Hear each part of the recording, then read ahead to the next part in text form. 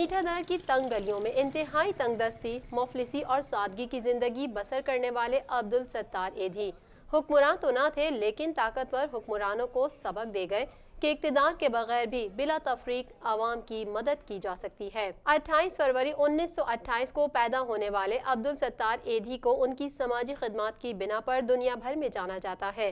عبدالستار ایدھی نے 1951 میں کراچی سے ایدھی ویلفیئر سروس کا آغاز ایک ایمبولینس سے کیا تھا، جسے وہ خود ہی چلاتے تھے۔ پھر آہستہ آہستہ کارواں بڑھتا گیا اور انسانی خدمت کا دائرہ کار پورے ملک میں پھیل گیا۔ میتیں ہم لے کے جاتے تو ایدھی صاحب خود غسل کے لیے کھڑے ہو جاتے تھے، غسل کیا کرتے تھے وہ میتوں کے۔ ان کو دیکھ کے ہمیں بھی ایک حوصلہ ہوتا تھا کہ ایدھی صاحب خود لگے ہوئے ہیں، کر رہے ہیں۔ انہوں نے کبھی یہ نہیں دیکھا کہ میت کس قسم کی ہے، چاہے اس میں کیڑے لگے ہوں، کچھ بھی لگے ہوں۔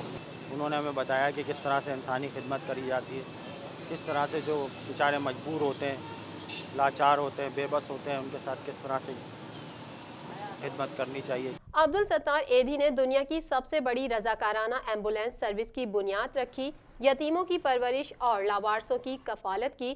انہوں نے 65 برس دکھی انسانیت کی خدمت کی، جس کا آغاز 1951 میں ایک ڈسپینسری قائم کر کے کیا۔ ان کی خدمات کے صلے میں انہیں سلور جوبلی ایوارڈ، نشان امتیاز، پاکستان سیوک ایوارڈ، جناح ایوارڈ سمیت لاتعداد قومی اور بین الاقوامی اعزازات سے نوازا گیا۔ عبدالستار ایدھی 8 جولائی 2016 کو 88 برس کی عمر میں انتقال کر گئے تھے۔